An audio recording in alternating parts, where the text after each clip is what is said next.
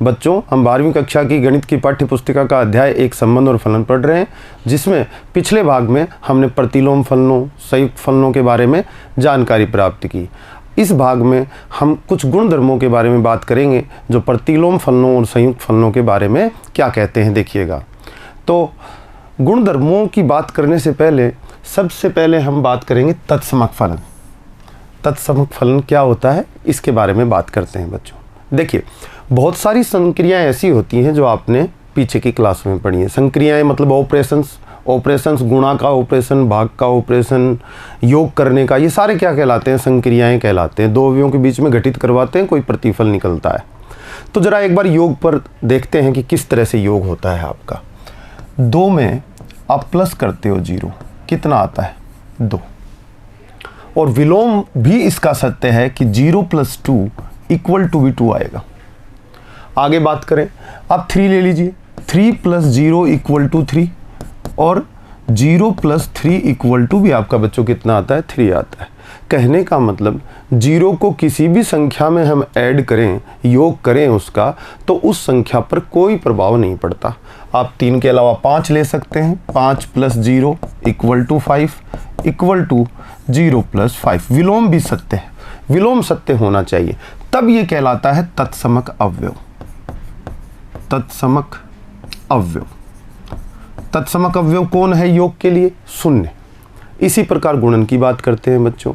2 का गुणा किससे करें कि सामने 2 ही आ जाए, 1 आपके पास उपलब्ध है, और विलोम भी सत्य होगा। देखिए 1 × 2, ये भी कितना रहेगा, आपके 2 के बराबर रहेगा। 2 क्यों, 5 के साथ करके देखिए, 5 × 1 कितना आ जाएगा, 5, और 1 × 5 भी कितना रहेगा, 5। तो देख रहे हैं बच्चों, कुछ अवयव ऐसे होते हैं जो संक्रिया के दौरान अवयव को बदल नहीं पाते हैं। ऐसे अवयव उस संक्रिया के तत्समक अवयव कहलाते हैं। अब हर संक्रिया का एक ही तत्समक अवयव होता है, अद्वितीय होता है। गुणन की संक्रिया के लिए जो तत्समक अवयव आपने देखा, उसका नाम है एक तत्समक अवयव। लेकिन किसके लिए, गुणन के लिए। ये आपका है गुणन के लिए, ये किसके लिए था, योग के लिए। योग तत्समक अवयव कौन हुआ, 0 हुआ। तो तत्समकता का अर्थ सीधा सीधा समझें, अगर कोई अवयव किसी दूसरे अवयव से कोई संक्रिया करे और उस अवयव को प्रभावित न कर पाए, उस पर प्रभाव न डाल पाए, उसको बदल न पाए, ऐसा अवयव तत्समक अवयव कहलाता है। लेकिन क्या आप देख रहे हैं बच्चों, योग के लिए तो 0 आपका तत्समक अवयव है, क्या अंतर के लिए भी होगा, नहीं होगा। कारण क्या है, देखिएगा, अगर मैं यहाँ बात करूँ कि 2 - 0, तो नहीं बदला उसने, 2 के साथ 0 की संक्रिया करवाई माइनस की, और कितना आ गया, 2 ही बच्चों के पास आ गया। लेकिन विलोम सत्य नहीं हो पाता, 0 - 2 ≠ दिस। तो विलोम भी सत्य होना चाहिए, तत्समक अवयव, तभी इसे बोल पाएंगे। तो आप समझे होंगे कि तत्समक अवयव किसे कहते हैं। तत्समक अवयव वह अवयव है जो किसी और अवयव से संक्रिया करे तो उस दौरान उस अवयव पर कोई प्रभाव न डाल पाए, ऐसा अवयव बच्चों कहलाता है तत्समक अवयव। तो गुणन के लिए तत्समक अवयव आपने देखा 1 है, योग के लिए तत्समक अवयव कौन है, 0 है। अब फलनों में भी तत्समक फलन होता है जिसको लिखा जाता है f(x = x)। कारण क्या है, देखिए, फलन भी आपका एक तरह का ऑपरेशन ही हो रहा है। यहाँ पे फलन में ऑपरेटर इसीलिए बोलते हैं इसको। उसमें आपने प्रांत x दिया और आपको प्रतिबिंब भी x ही मिल गया। क्या यह फलन x को बदल पाया, नहीं बदल पाया।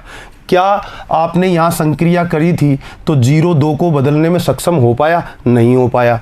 क्या 3 को बदल पाया 0, नहीं बदल पाया। इसी तरह 5 को भी नहीं बदल पाया। इसका मतलब 0 योग के लिए तत्समक अवयव हो गया। यहाँ पर आपने गुणन के लिए देखा, 1 ने 2 के साथ संक्रिया करी, 2 पे कोई प्रभाव नहीं पड़ा। 3 के साथ संक्रिया करता तो भी प्रभाव नहीं पड़ता। 5 के साथ की, 5 पर कोई प्रभाव नहीं पड़ पाया। तो इसका मतलब 1 जो है गुणन की संक्रिया में क्या हो गया, तत्समक।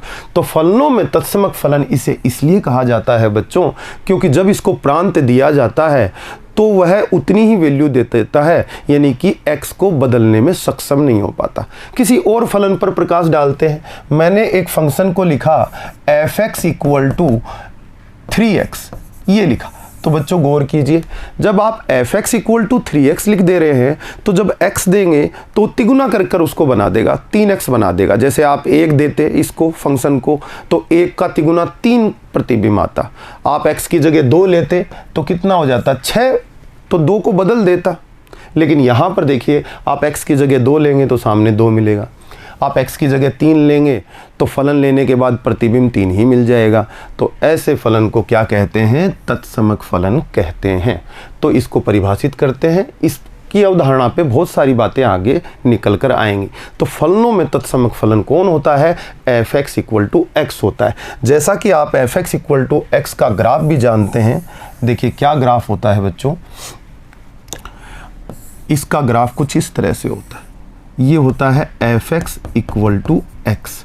देखिए जितना 1 आपने अगर x एक्सिस पे लिया तो आपको y भी कितना मिलेगा, 1, क्योंकि x = 1 और f(x) को क्या बोलते हैं, y बोलते हैं, तो कितना आएगा 1। x = 2 लोगे, y = 2।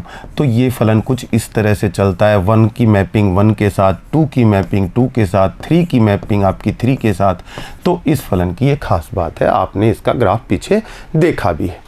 तो क्यों तत्समक फलन होता है, बच्चे समझ पाए क्यों, क्योंकि इसके प्रांत में जब आप कुछ भी दोगे तो इसमें उसको बदलने की ताकत नहीं है, इसलिए इसको तत्समक फलन कहते हैं। ठीक है, परिभाषित करते हैं। कोई फलन a से b में परिभाषित है f, और इस प्रकार परिभाषित है कि f(x = x) है, तब फलन f तत्समक फलन कहलाता है, जैसा कि अपन ने बात की। तत्समक फलन कहलाता है और इसे I से डिनोट किया जाता है। I के नीचे देख रहे हैं आप a लिखा हुआ है बच्चों, गौर कीजिए, IA इस तरह से लिखा है, IA। ये फलन के प्रांत को शो करता है, मतलब तत्समक फलन होता है तो वो अपने प्रांत पर होता है। इसका प्रांत क्या था, a, इसलिए इसको IA बोल दिया। अगर ये b से c होता तो इसको IB बोल देते, अगर C से D होता तो C प्रांत बन जाता तो यहाँ C लिख देते। इस तरह से इसको डिनोट किया जाता है तत्समक फलन को।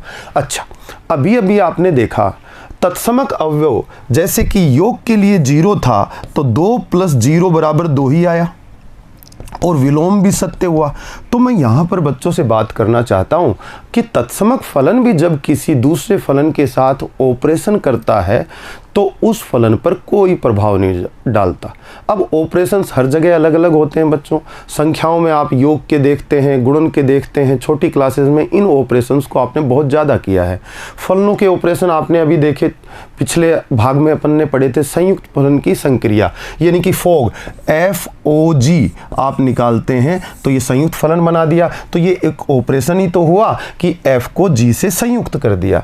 GOF शॉर्ट में बोलते हैं गोफ में आपने क्या किया, G को और F को संयुग्मन कर दिया। तो ये ऑपरेशन हो गया एक तरह का। तो मैं यहाँ पर कहता हूँ कि जब तत्समक फलन किसी भी फलन के साथ ऑपरेशन करेगा तो उस फलन को बदल नहीं पाएगा, इसीलिए तो वो तत्समक फलन है। जैसे कि तत्समक अवयव क्या है आपका 0, किसके लिए, योग के लिए। तो क्या 0 2 को बदल पाता है योग की संक्रिया के दौरान, नहीं बदल पाता। 1 गुणन के लिए है तो 3 × 1 = कितना, 3, जैसा कि विलोम भी सत्य हो गया। तो कहने का मतलब 3 को गुणन की संक्रिया में 1 प्रभावित नहीं कर पाता, उस पर कोई प्रभाव नहीं डाल पाता, इसलिए वो क्या कहलाता है, तत्समक अवयव कहलाता है। तो फलनों में तत्समक फलन क्यों कहा जाता है f(x = x) को? जरूरी नहीं है आप f(x = x) ही ले लें, आप बोले g(x = x) हो जाए तो ये भी तत्समक फलन हो गया जी। लेकिन इसका व्यवहार कैसा होना चाहिए, जितना प्रांत मिले, जितना x का मान उतना ही y का मान किसी फलन के अंतर्गत मिलता है तो उसको हम तत्समक फलन कह देते हैं और I से डिनोट करते हैं। बच्चे इस बात को समझ गए होंगे। अब जैसा कि मैंने बताया, तत्समक अवयव या तत्समक फलन संक्रिया के दौरान किसी अन्य फलन पर कोई प्रभाव नहीं डाल पाएगा। अब उसको सिद्ध करते हैं। देखिए, पहली बात, अपन पहला ही गुणधर्म लेते हैं कि एक f फलन है जो r से r में परिभाषित है और फलन का नाम है बच्चों f(x = x)। क्या ये तत्समक फलन है? ऊपर आप देख के बताएं, तत्समक फलन है। ये आपका तत्समक फलन हो गया। ठीक, ये तत्समक फलन हो गया। कोई अन्य फलन ले लिया g और वो भी r से r में परिभाषित कर दिया मैंने, और gx = ले लिया sin x। तो जी एक्स की वैल्यू कितनी ले ली, साइन एक्स। अब अपन देखेंगे, अपन एक तो एफ ओ जी निकालेंगे यानी कि फोग निकालेंगे और एक जी ओ एफ निकालेंगे। अब देखेंगे कि जी ओ एफ जो आएगा, जी के साथ एफ संक्रिया कर रहा है।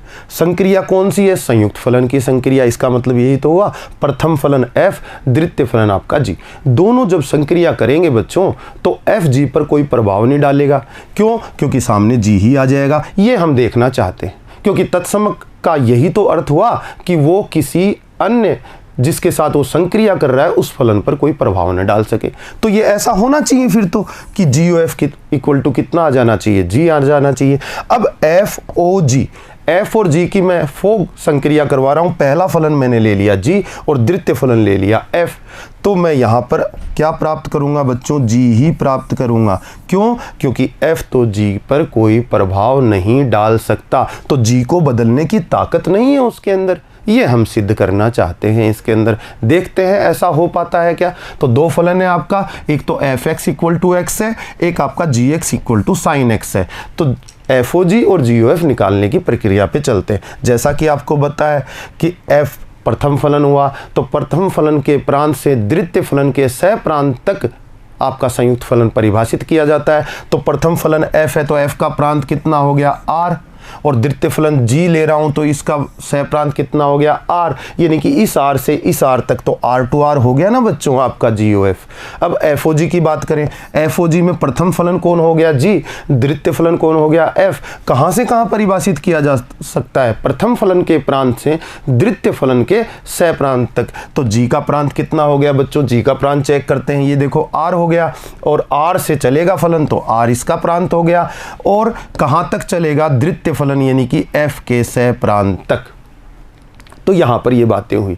अब आगे बढ़ते हैं, इस क्वेश्चन को सॉल्व करके देखते हैं कि क्या आता है। देखिए बच्चों, आपने एफ ओ जी निकाला, तो एफ ओ जी को एक्स दिया, तो एक्स सबसे पहले किसको डील करेगा, एक्स को डील कौन करेगा, प्रथम फलन जी करेगा।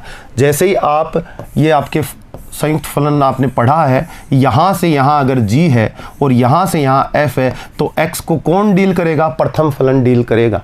जी में x दिया जाएगा और फिर कुछ प्रतिबिंब आएगा। तो देखिए बच्चों ने x दिया किसको, g को दिया, और बाद में उसका f ले लेंगे। तो gx का मतलब पीछे देखिए, gx का मतलब क्या है, gx का मतलब है आपका sin x, और fx का मतलब क्या दिया हुआ था, fx इक्वल टू x दिया हुआ था। तो देखिए gx की जगह हम क्या लिख देंगे, sin x, क्योंकि हमने उसको sin x लिया हुआ है। अब sin x को कौन ऑपरेट करेगा, सब f ऑपरेट करेगा, sin x को f ऑपरेट करेगा। तो बच्चों बताइए f कैसे ऑपरेट करता है, f में x देते हो, ये देखिए आपने f में x दिया तो आपको सामने क्या मिल गया, x ही मिल गया। क्यों, क्योंकि ये तो तत्समक फलन है, जो इसको दोगे वही निकाल देगा, जैसा प्रांत दोगे वही आपका परिसर आता जाएगा। इस तत्समक फलन की ये खास बात है। तो बताओ आप f को क्या दे रहे हो बच्चों, sin x, तो ये प्रतिबिंब के रूप में क्या दे देगा, sin x ही दे देगा, क्योंकि इसका बिहेवियर है, जो इसको इसका प्रांत होता है वही इसका परिसर आ जाता है। तो बच्चों आगे देखिए, sin x का मतलब तो आपका gx है, तो मैं इसको gx लिख देता हूँ और इसको समीकरण 1 नाम दे देता हूँ। ठीक है, तो बच्चों ने फोग निकाल लिया। अब गोफ निकालते हैं। गोफ में प्रथम फलन आपका कौन हो चुका है, f हो चुका है। f को क्या देंगे, x देंगे, और इस तरह से आप देखेंगे कि sin x ही बच्चों सामने आ जाता है, और sin x आ जाता है तो इसका मतलब sin x किसके बराबर है, gx के बराबर है, और gx के बराबर है तो इसका अर्थ सीधा सीधा ये हुआ कि इसने इस पर कोई प्रभाव नहीं डाल पाया। ये भी आपका gx और ये भी आपका gx, तो आपका सिद्ध हो गया ना, GOF बराबर g आ गया और FOG बराबर भी g आ गया। ये बिल्कुल उसी तरह है बच्चों, देखिए जैसे 2 गुणा 1 बराबर 2 आ गया और 1 गुणा 2 बराबर भी कितना आ गया, 2, तो 1 क्या हो गया, तत्समक। तो देखिए GOF बराबर G आ गया, यानी कि FG पर को प्रभावित नहीं कर पाया, G के साथ संक्रिया कर रहा है और G ही दे रहा है, तो F ने G पर प्रभाव कहाँ डाला। और यहाँ पर FOG अपन विलोम के लिए करें तो FOG निकालते हैं तब भी एफ जी पर प्रभाव नहीं डालेगा। तो क्या आंसर आ जाएगा? जी ही आ जाएगा। तो आप देख रहे हैं दोनों फलन क्या आ जाते हैं? साइन एक्स, यानी कि f x equal to x ने संयुक्त फलन की संक्रिया के दौरान g x equal to sine x पर कोई प्रभाव नहीं डाला। ये बात यहाँ से स्पष्ट हो जाती है। अगर प्रभाव नहीं डाला तो बच्चे कहेंगे सर एफ तो तत्समक है, तभी तो नहीं डाला। तत्समक है तो तत्समक को किससे डिनोट करते हैं बच्चों? आई से। तो मैंने एफ की जगह क्या लिख दिया? आई। तो जी ओ आई मतलब तत्समक फलन बराबर जी ही आ जाता है। ये बात बच्चों को पता चली। आई ओ जी, आई का ऑपरेशन जी के साथ कराया तब भी जी ही आ जाता है। क्यों? क्योंकि आई आपका आइडेंटिटी फंक्शन है, तत्समक फलन है जो जी को प्रभावित नहीं कर पाता है। ठीक है, तो ये पहली बात अपनी पूरी हुई। अब दूसरी बात पर चलते हैं। देखिए पहले यहाँ समझिए, आपने कहा था 3 गुणा 1 बराबर 3 और बराबर 1 गुणा 3 बराबर भी 3। इस बात को थोड़ा सा गौर से समझे। यहाँ 3 हो 5 हो कोई भी हो, ए ले लेते हैं। ए गुणा 1 बराबर कितना? ए। और आपका 1 गुणा ए बराबर भी कितना आया? ए। तो यहाँ पर बच्चे क्या देख पा रहे हैं? यहाँ पर देख पा रहे हैं ए किसी भी अवयव से गुणा करता है तो उस अवयव को बदलने की ताकत नहीं रख रहा है, और विलोम भी आपका सत्य है। तो आपका एक क्या हो गया? गुणन तत्समक। गुणन की संक्रिया के लिए तत्समक अवयव आपका हो जाता है। तो बच्चों अगर ये तत्समक है तो उसके बाद किसी अवयव का इन्वर्स भी उपलब्ध हो सकता है। इन्वर्स क्या होता है? देखिए, जब भी आप 2 को ऐसे अवयव से गुणा करें कि आपका सामने क्या आ जाए? तत्समक आ जाए। ये थ्योरी है। तो बच्चे कहेंगे सर हमारे पास 1/2 है वास्तविक संख्याओं में। तो मैं वास्तविक संख्याओं में बात कर रहा हूँ आपसे। तो 2 गुणा 1/2 बराबर 1 आ गया, और विलोम भी सत्य होना चाहिए। इसका मतलब 1/2 गुणा 2 बराबर भी क्या आ जाता है? 1 आ जाता है। आप 2 की जगह कुछ भी ले लें, आप 3 लेंगे तो 3 गुणा 1/3 बराबर क्या आ जाएगा? 1। तो विलोम भी सत्य हो जाएगा। इसी प्रकार कहने का मतलब कोई अवयव अपने प्रतिलोम अवयव के साथ जब संक्रिया करता है बच्चों, तो सामने वो तत्समक अवयव को प्रदान करता है। जब भी कोई अवयव अपने प्रतिलोम के साथ ऑपरेशन करेगा तो निश्चित रूप से क्या देगा? तत्समक अवयव ही देगा। अब आप बताइए 5 का प्रतिलोम 1/5 है ना, 5 इनवर्स। ठीक है, तो 5 का प्रतिलोम 1/5 है, तो संक्रिया के दौरान 1 दे देगा, और 1 गुणन के लिए क्या है? तत्समक अवयव, क्योंकि संक्रिया हम गुणन की करवा रहे हैं। आप विलोम करके भी देख लें, वो भी सत्य होगा। 1/5 गुणा 5 भी कितना आ जाएगा बच्चों? 1 ही आ जाएगा। ये तो बात हुई गुणन की बच्चों। अब अपन योग पर बात कर लेते हैं। देखिए योग पर भी बात करें तो देखिएगा, 2 + 0 बराबर क्या आएगा? 2, और 0 + 2 बराबर भी 2। तो आपने कहा था सर 0 योग के लिए क्या हो गया? तत्समक हो गया, तत्समक अवयव हो गया ये। अब मैं कह रहा हूं कि कोई अवयव संक्रिया करे अपने प्रतिलोम के साथ तो क्या आ जाना चाहिए? तत्समक। और योग की संक्रिया कर रहा हूं तो योग के लिए तत्समक कौन होता है? 0। अब बताइए कौन होगा? यहां पर -2 आएगा तभी तो 0 आ पाएगा, और विलोम भी सत्य होगा। मैं -2 + 2 कर दूं तब भी बच्चों 0 ही आएगा। इस बात को बच्चे अच्छे से समझ गए होंगे कि कोई अवयव अपने प्रतिलोम के साथ जब संक्रिया करता है तो उस संक्रिया का तत्समक उपलब्ध हो जाता है, अगर तत्समक अवयव एग्जिस्ट करता है तो योग के लिए तत्समक अवयव अस्तित्व में है, इसलिए वो आ जाता है आपका।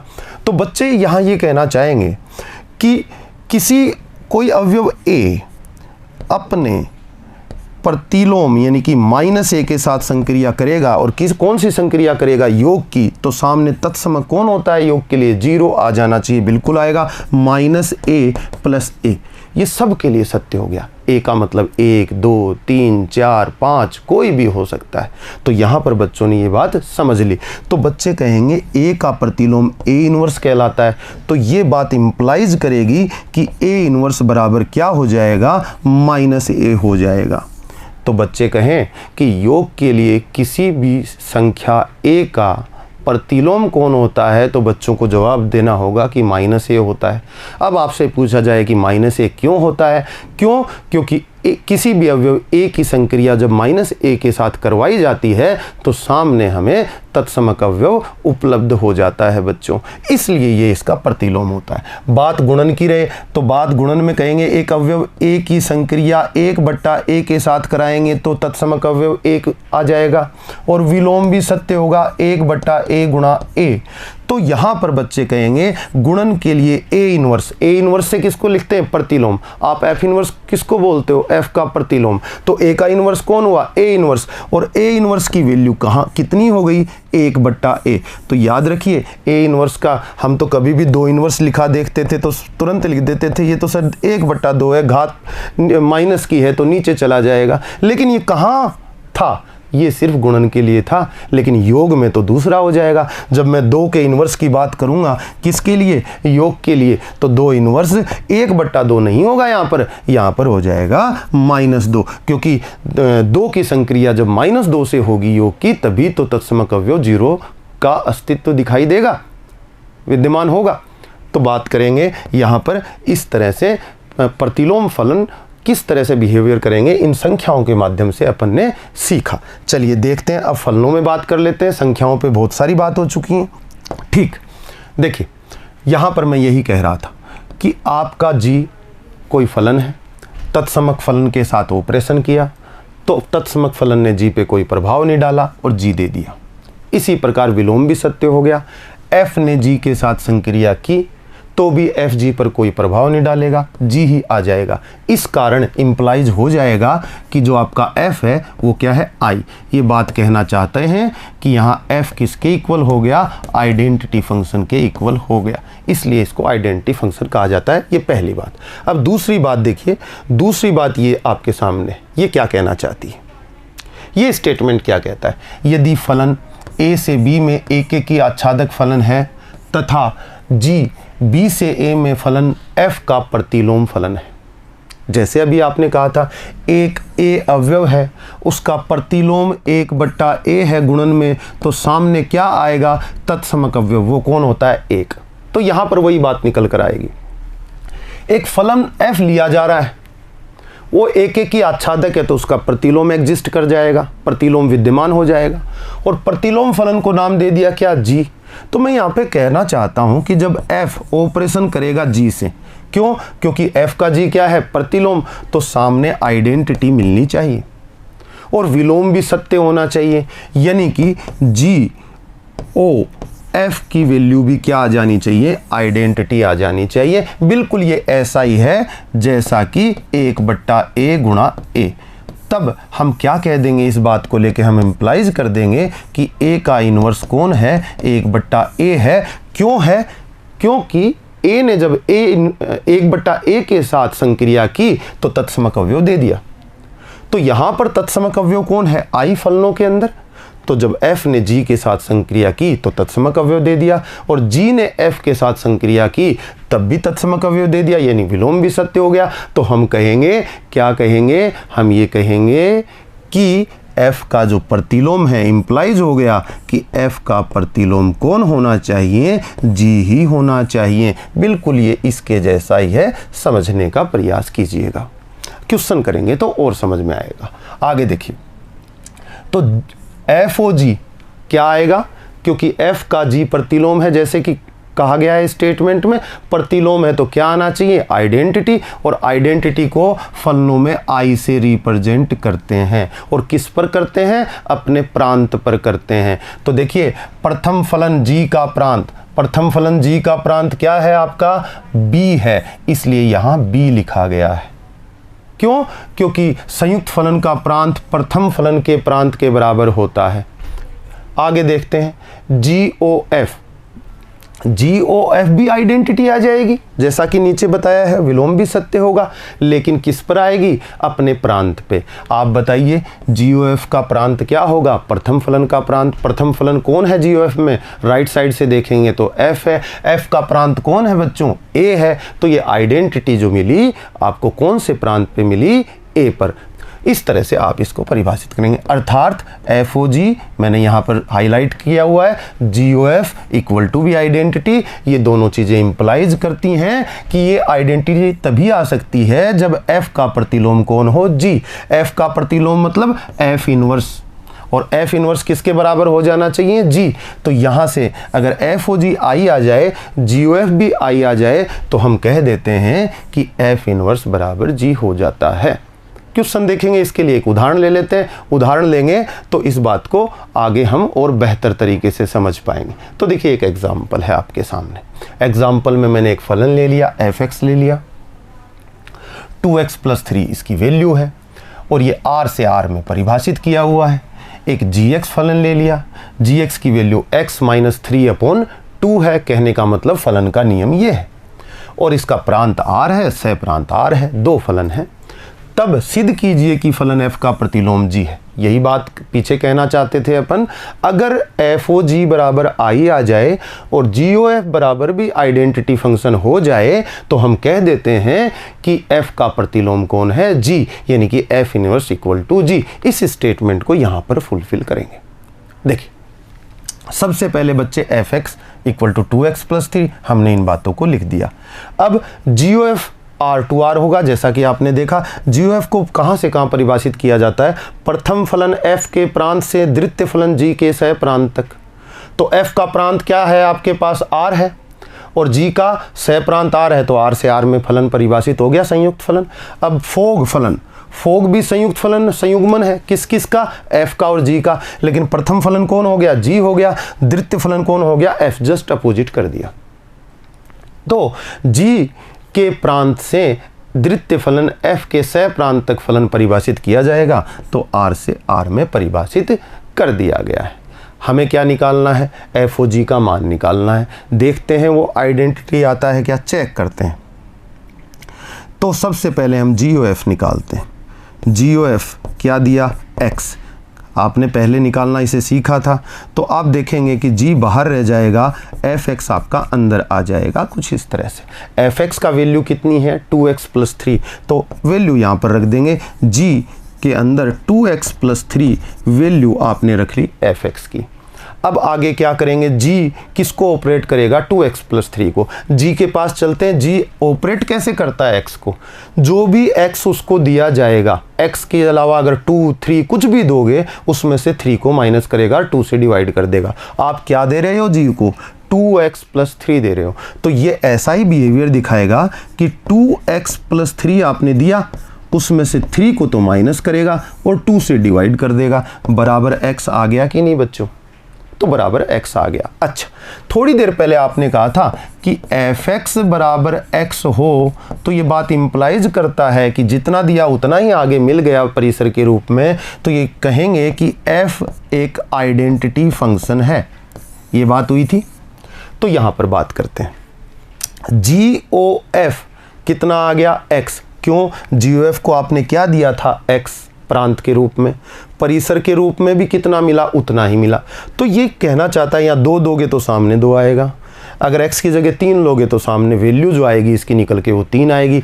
तो GOF भी तो एक फलन है बच्चों, तो हम ये कह सकते हैं कि GOF भी क्या हो गया, आइडेंटिटी फंक्शन हो गया। और आइडेंटिटी फंक्शन किस पर हो गया, क्यों, क्योंकि x दिया और परिसर के रूप में x ही प्राप्त हो गया, इसलिए हो गया। यहाँ पर भी तो x दे रहे हो और परिसर के रूप में x प्राप्त हो जा रहा है, तो यही चीज़ यहाँ पर दिखाई दी, तो मैं इसको आइडेंटिटी बोल दूंगा। आइडेंटिटी किस पर बोली जाती है, अपने प्रांत पर। तो GOF का प्रांत तो f के प्रांत के बराबर ही होता है, क्योंकि f के प्रांत प्रथम फलन का प्रांत से द्वितीय फलन के सह प्रांत तक जाएगा, तो GOF का प्रांत कौन हो गया, f के प्रांत के बराबर। तो f का प्रांत कितना है, r, तो हम कहेंगे GOF equal to identity function at r। तत्समक फलन किस पर, अपने प्रांत r पर है। ये बात कही है। तो आगे देखिए, इसी बात को लिखा गया है। GOF x दिया, g ऑफ fx बना, 2x + 3 fx की वैल्यू रख दी, 2x + 3 को ऑपरेट किया g ने। वो कैसे करता है, वो करता है जो भी उसको देते हो उसमें से 3 माइनस करके 2 से डिवाइड कर देता है, तो सामने x मिल जा रहा है। एक बात तो इससे ये बात इंप्लाइज हो गई कि जो GOF संयुक्त फलन था वो आइडेंटिटी फंक्शन के बराबर हो गया, और किस पर? अपने प्रांत पर, मतलब R पर। दूसरी बात करते हैं, FOG निकालते हैं। FOG को बच्चों ने x दिया तो सबसे पहले x किसके पास जाएगा? G के पास। तो G ने ऑपरेट किया x को, और बाहर क्या रह गया? फलन f रह गया। gx की वैल्यू x माइनस 3/2, और अब x माइनस 3/2 को कौन ऑपरेट कर रहा है? बाहर क्या लगा हुआ है? फलन f। तो फलन f का काम करने का तरीका देखो, इसको x देते हो 2x + 3 बना देता है, यही तो काम करने का तरीका हुआ fx का। तो f को दे क्या रहे हो? x minus 3/2। वो क्या करता है? x दिया तो x को दुगना किया और 3 जोड़ दिया, तो ये भी तो ऐसा ही करेगा इसके साथ। x की जगह ये पूरी वैल्यू आ जाएगी, 2x + 3 में x की जगह चली जाएगी। तो देखो इसने x माइनस 3/2 को दुगना किया और 3 ऐड कर दिया। इसको सॉल्व करेंगे तो कितना आ जाएगा? x आ जाएगा।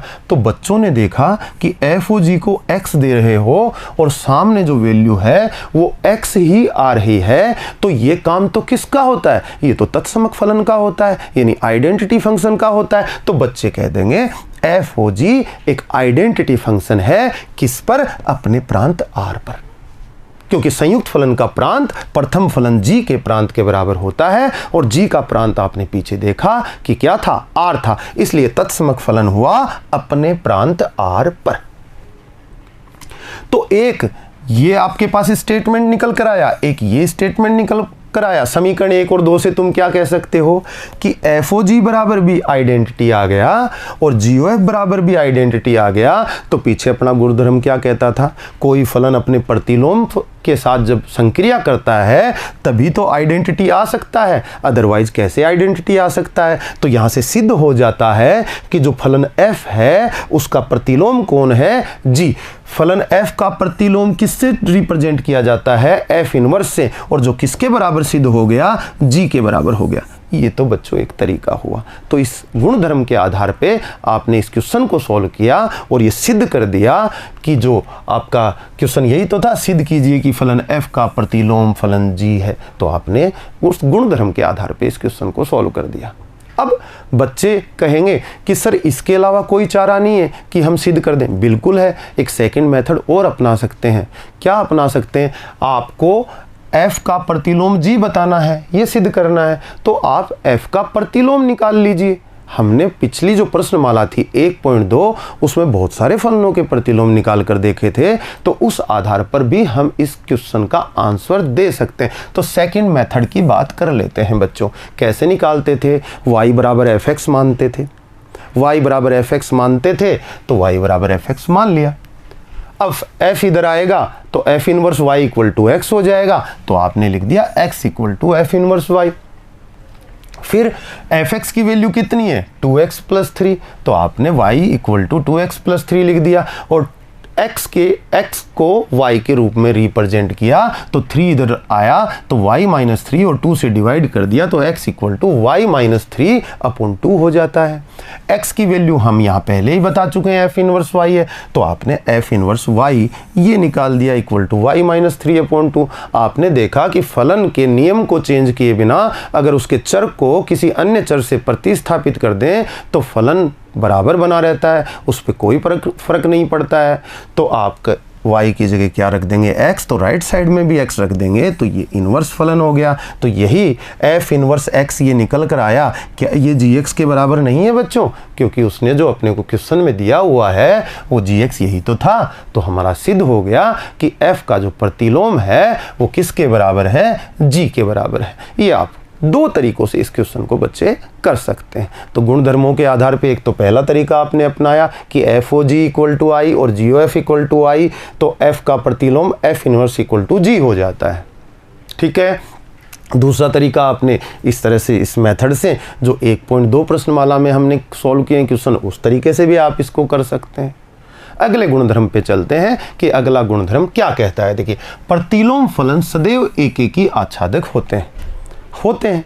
कारण क्या है? आप तो प्रतिलोम पढ़ कर आए हो। प्रतिलोम कब परिभाषित होगा? जब एकेकी आच्छादक होगा। 1, 2 और 3, और यहाँ पर 4, 5 और 6 ये लीजिए, ये फलन आपका f है। तो f इनवर्स यहाँ से यहाँ a से b में है, अगर f a to b है तो एफ इनवर्स आपका किसमें, बी से ए में परिभाषित हो जाएगा। यही तो होता है, और ये एक एक ही आच्छादक है तभी तो संभव है। अब इसका अगर यहाँ 7 होता, सोचो अगर यहाँ 7 होता तो ये फलन एक एक ही आच्छादक नहीं होता, तो प्रतिलोम भी एग्जिस्ट नहीं करता, जैसा कि हम पीछे बात कर चुके हैं प्रतिलोम फलनों में। तो यहाँ पर 7 नहीं है तो ये एक एक ही आच्छादक है एफ, तो इसका प्रतिलोम एग्जिस्ट करेगा, और एग्जिस्ट करेगा तो बी पहले आ जाएगा, ए बाद में चला जाएगा, 4 5 6 1 2 3। तो ये मैपिंग आपको दिखाई दे रही है। क्या ये एक एक ही आच्छादक नहीं है एफ इनवर्स बी से ए में? बिल्कुल है। तो यही बात, ये गुणधर्म यही कहना चाहता है कि प्रतिलोम फलन सदैव एक एक ही आच्छादक होता है। क्योंकि पहले ही फलन को एक एक ही आच्छादक होने के बाद ही तो हम एफ इनवर्स को एग्जिस्ट कराते हैं, उसका अस्तित्व निकल कर आ पाता है, इसलिए ये बात सत्य है। दूसरी बात, यदि एफ तथा जी ऐसे दो एक एक ही आच्छादक फलन हों कि उनका संयुक्त फलन जी ओ एफ परिभाषित हो सके। कब होता है जी ओ एफ परिभाषित? प्रथम फलन एफ का परिसर द्वितीय फलन जी के प्रांत का उपसमुच्चय हो जाए। तो अपन ने नेसेसरी कंडीशन कल पढ़ी थी, तो वो ये कहना चाहता है नेसेसरी कंडीशन अगर फुलफिल हो जाए तो जी ओ एफ परिभाषित हो जाएगा, और अगर जी ओ एफ परिभाषित हो जाए तो ये बात सत्य होती है। ये गुणधर्म ये कहना चाहता है। इसके लिए हम एक उदाहरण लेके इसको सिद्ध कर देंगे, जैसे कि जी ओ एफ का होल इनवर्स, यानी कि इनवर्स का मतलब जी ओ एफ अपने आप में एक संयुक्त फलन है, और उसके इनवर्स का तात्पर्य क्या हुआ, आप जी ओ एफ निकालिए और उसके प्रतिलोम को परिभाषित कर रहे हैं, तो जी ओ एफ का प्रतिलोम कहलाएगा जी ओ एफ इनवर्स। ये बराबर होता है एफ के प्रतिलोम की संक्रिया जी के प्रतिलोम के साथ कर दी जाए, ये इसके बराबर होता है। कहने का मतलब आपका ये हुआ कि जी ओ एफ यानी कि संयुक्त फलन का जो इनवर्स होता है बच्चों, वो F inverse of g inverse यानी कि इनके बराबर होता है। ठीक है, तो इस बात को सिद्ध करने के लिए एक उदाहरण लेते हैं बच्चों। तो उदाहरण देखिएगा, 3 समुच्चय लेते हैं, ए में 1 2 3, बी में 4 5 6 और सी में 7 8 9। तब एफ ए से बी में एक फलन परिभाषित कर रहे हैं, और फलन इस प्रकार परिभाषित कर रहे हैं कि 1 का 4 के साथ है, 2 का 5 के साथ, 3 का 6 के साथ, और इसी प्रकार बी से सी में एक जी फलन परिभाषित है, और जी में इस प्रकार परिभाषित है कि 4 का प्रतिबिंब 7 है, 5 का प्रतिबिंब 8 है और 6 का प्रतिबिंब 9 है। तो सिद्ध कीजिए कि जी ओ एफ का होल इनवर्स बराबर F inverse of g inverse. ठीक है, सिद्ध करते हैं। पहले देखिए क्या कहता है, ए बी और सी 3 समुच्चय लिए। पहले ए से बी में उसने क्या किया, एफ को परिभाषित किया, और फिर बी से सी में किसको परिभाषित किया, जी से। ये आपको यहां से पता चल जाएगा, बी से सी, ए से बी। ठीक है, ए बी और सी। ए में एलिमेंट है 1 2 एंड 3, बी में एलिमेंट है 4 5 एंड 6, सी में एलिमेंट है 7 8 एंड 9। क्वेश्चन कह रहा है कि 1 का प्रतिबिंब 4 है, 2 का 5 और 3 का 6, किसके अंतर्गत, फलन एफ के अंतर्गत आपके सामने, यही कह रहा है। फिर जी के अंतर्गत कह रहा है कि 4 का 7 और 5 का 8 और 6 का 9। तो बच्चों ए से सी में एक संयुक्त फलन जी ओ एफ परिभाषित किया जा सकता है, जैसे अपन ने इसकी परिभाषा पढ़ी थी, और वो कहाँ से कहाँ होगा बच्चों, ए से सी में होगा। तो इसका तात्पर्य क्या हुआ बच्चों, देखो जी ओ एफ किसको डील करेगा, अपने प्रांत को, क्योंकि कोई भी फलन अपने प्रांत को क्या करता है, डील करता है, उसको ऑपरेट करता है। प्रांत है 1 2 3, तो 1 जब डालोगे तो देखो 1 किसके पास जाएगा आपका, पहले एफ के पास। तो F1 का मतलब 1 का प्रतिबिंब कौन आ गया, 4, और 4 का प्रतिबिंब कौन, 7। तो GOF के अंतर्गत 1 का सीधा प्रतिबिंब कौन बन गया, 7। तो GOF1 की वैल्यू आएगी 7। आगे GOF को अगर प्रांत के रूप में 2 दोगे तो 2 भी दे सकते हो, देना ही होगा। 2 दोगे तो 2 5 के साथ संबंध बनाएगा, 5 8 के साथ बनाएगा, तो 2 सीधा जाके किससे जुड़ जाएगा, 8 से जुड़ जाएगा। यही तो होता है GOF। ठीक है, GOF को बच्चे 3 दे दें तो 3 दे दें तो 3 6 के साथ जुड़ेगा, 6 9 के साथ जुड़ेगा, फाइनली ये 3 9 के साथ संबंध बना लेगा। तो देखो एक GOF के अंतर्गत 1 का संबंध 7 के साथ, 2 का 8 के साथ, 3 का 9 के साथ हुआ। यही चीज़ अपन ने आगे लिखी है। देखिए GOF 1 का संबंध 7 के साथ, 2 का संबंध 8 के साथ, 3 का संबंध किसके साथ, 9 के साथ। हमने डायग्राम बना के डायरेक्ट देख लिया। अब करने का तरीका क्या होता है उस पर प्रकाश डालते हैं। करने का तरीका ये होता है कि हम सबसे पहले लिखेंगे कि अपना F क्या कहना चाहता है, तो पीछे F की बात करते हैं। F का मतलब है ये कि 1 का प्रतिबिंब 4, 2 का 5, 3 का 6। देखो F को 1 दोगे प्रतिबिंब कौन आएगा, 4। तो F1 equal to 4, F2 equal to 5, F3 equal to 6। ये तीनों बातें आपके समझ में आई होंगी कि F में 1 डाला तो 4 मिला, 2 डाला तो 5 मिला, 3 डाला तो 6 मिला। ये चीज़ यहाँ से कर्मित युग्म बता देते हैं। फिर बात आई F इनवर्स परिभाषित करते हैं। अब F A से B में था तो F इनवर्स B से A में होगा। तो देखिए B से A में हो गया।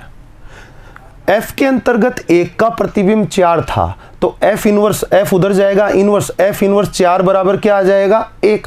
तो F इनवर्स बराबर, F इनवर्स 4 बराबर कितना हो गया, 1। F इनवर्स 5 बराबर क्या हो गया, 2। और F इनवर्स 6 बराबर 3, क्योंकि बिल्कुल विपरीत ही तो चलता है। और कर्मित युग्म F इनवर्स को लिखें तो F के कर्मित युग्मों को घटकों को बदल कर लिख दो। वही तो बात हुई, 1 का प्रतिबिंब 4 तो 4 का प्रतिबिंब 1, 2 का प्रतिबिंब 5 तो 5 का प्रतिबिंब 2, 3 का प्रतिबिंब 6 तो 6 का प्रतिबिंब 3। हमने F इनवर्स को इस प्रकार लिख दिया। आगे चलते हैं। आगे अब G की बात हुई तो G में 4 का प्रतिबिंब 7 है, 5 का 8 और 6 का 9। इस बात को हमने इस तरह से इम्प्लाइज करके लिख दिया कि G के अंतर्गत 4 का प्रतिबिंब 7, 5 का प्रतिबिंब 8 और 6 का प्रतिबिंब 9। इस बात को हमने इस तरह से अलग अलग लिख दिया। फिर G इनवर्स परिभाषित करेंगे तो देखो 4 का प्रतिबिंब 7 था तो उसमें 7 का प्रतिबिंब 4 हो जाएगा, जस्ट अपोजिट हो गया। मैंने इनको लिख दिया। यानी कि हमने कहा 7 का प्रतिबिंब 4 हो गया G इनवर्स में, 8 का प्रतिबिंब 5 हो गया और 9 का प्रतिबिंब 6 हो गया।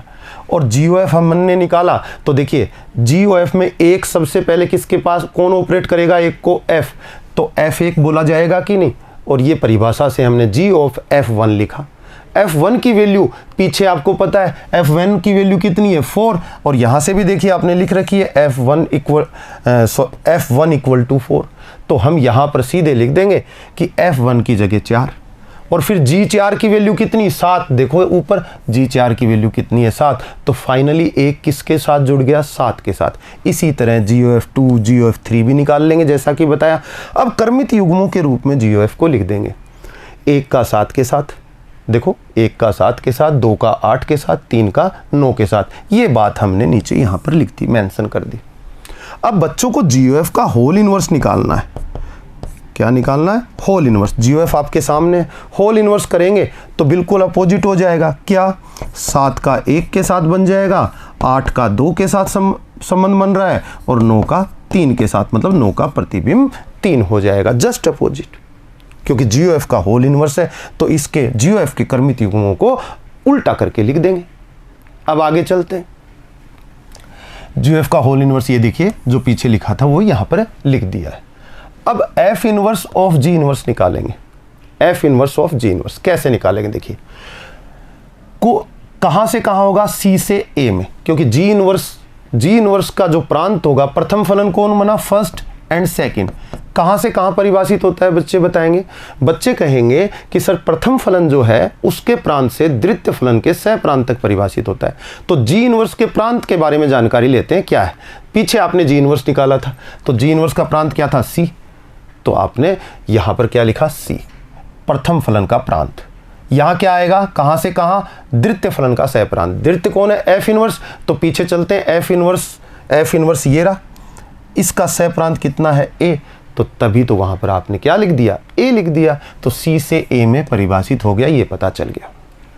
अब वैल्यूज निकालते हैं। कोई भी फंक्शन अपने प्रांत को डील करता है। तो C में एलिमेंट्स क्या क्या थे आप बताइए।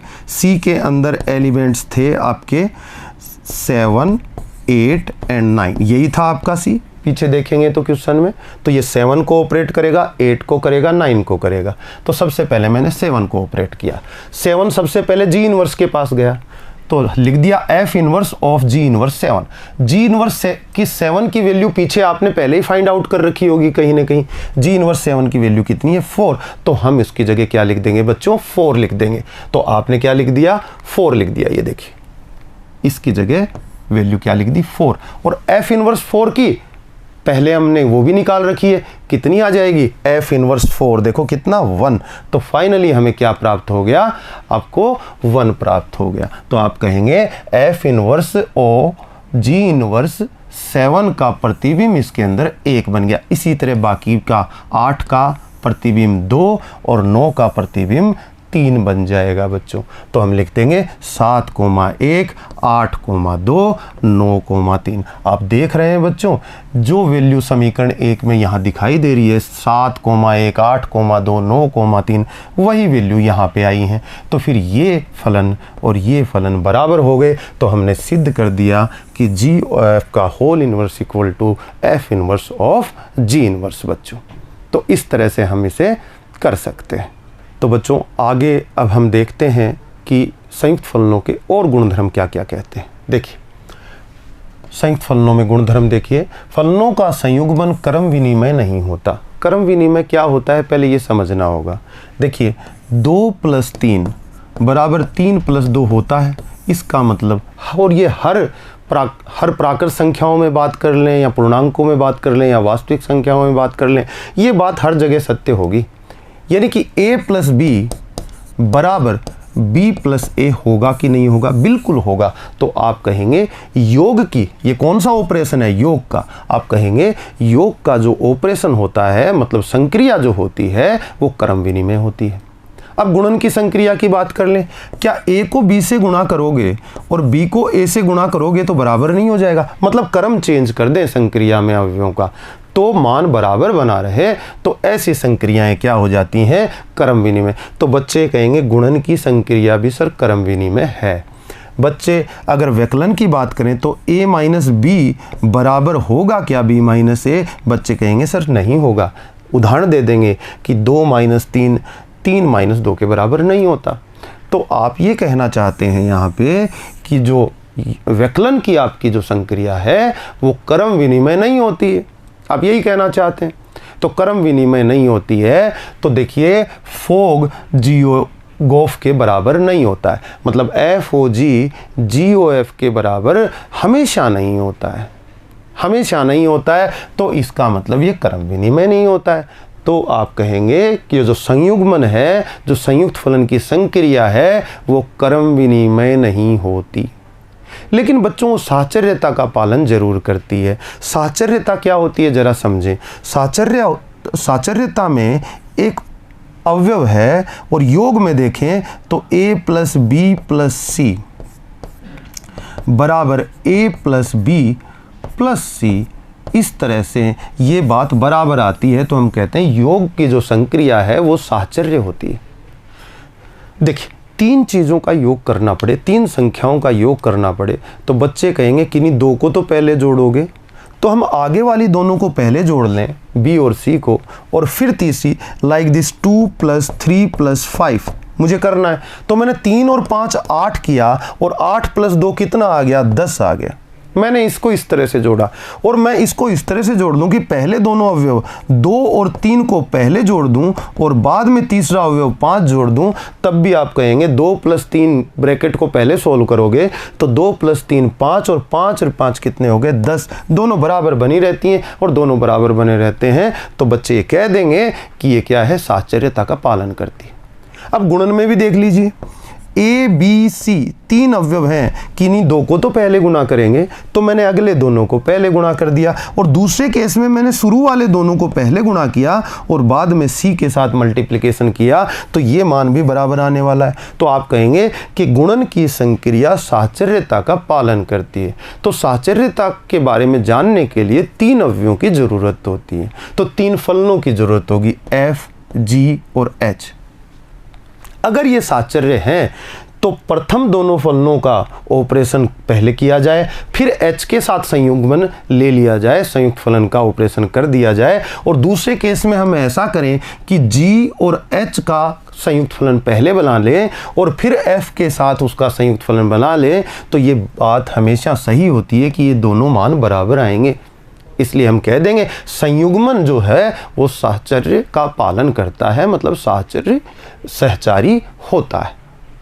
तो आप दो चीज़ें समझ पाए, क्रम विनिमय नहीं होता है लेकिन साहचर्य होता है। क्या? संयुक्त फलन की जो आपकी संक्रिया है वो, या आप संयुग्मन बोल दें या संयुक्त फलन की संक्रिया बोल दें, बात एक ही है।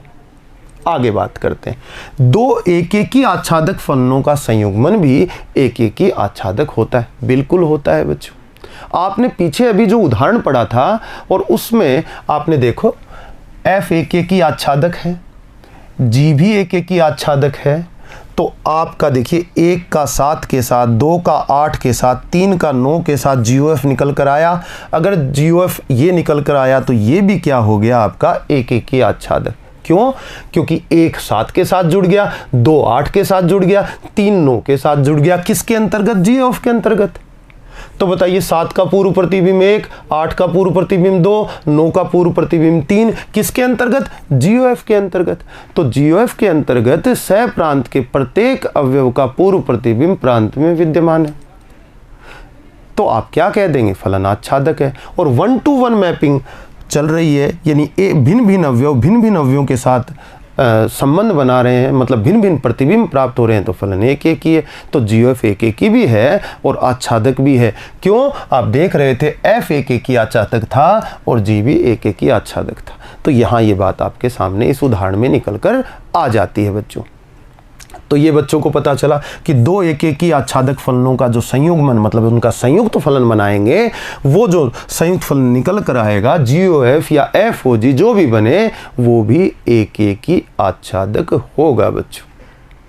ये बात समझ में। आगे देखिए, आगे कहता है FOG एकेकी है तो प्रथम फलन G एकेकी होगा। बिल्कुल होगा बच्चों। ऐसे क्वेश्चंस आएंगे अभी उदाहरण के रूप में, तब हम आपको और अच्छे से एग्जाम्पल लेके बता देंगे। तो आपको सिर्फ इतना देखना है कि दो फलनों का संयुक्त फलन GOF, अगर ये फलन एकेकी है तो निश्चित रूप से, अनिवार्य रूप से प्रथम फलन एकेकी होगा। प्रथम फलन यानी कि F एकेकी होगा। ये बात समझाई गई। तो कोई संयुक्त फलन एकेकी होने के लिए अनिवार्यतः उसका प्रथम फलन एकेकी होना चाहिए। अब कोई कहे कि GOH एकेकी है तो प्रथम फलन कौन बना बच्चों? H बना। निश्चित रूप से H भी एकेकी होगा। FOH एकेकी है तो H प्रथम फलन है, राइट साइड में लिखा हुआ है, ये भी अनिवार्यतः एकेकी होगा। तो मैं कहूँ कि GOF एकेकी है तो प्रथम फलन F क्या होगा? एकेकी होगा। और FOG एकेकी है तो इसका प्रथम फलन कौन है बच्चों? G है, G भी एकेकी होगा। द्वितीय फलन का एकेकी होना आवश्यक नहीं है। ये स्टेटमेंट ध्यान रखें। अच्छा, अगर कोई संयुक्त फलन आच्छादक है बच्चों तो द्वितीय फलन का आच्छादक होना अनिवार्य है। कैसे? FOG का फर्स्ट फलन G, सेकंड फलन F, तो यहाँ पर F का आच्छादक होना अनिवार्य है। बिल्कुल होगा, द्वितीय फलन F आच्छादक होगा। दूसरी बात, GOF में प्रथम तो कौन हो गया? F हो गया, और द्वितीय कौन हो गया? G हो गया। तो अगर GOF आच्छादक है, मतलब संयुक्त फलन GOF आच्छादक है, तो द्वितीय फलन G अनिवार्यतः आच्छादक होगा। ये बात यहाँ पर बताई गई। तो बच्चे समझ गए होंगे।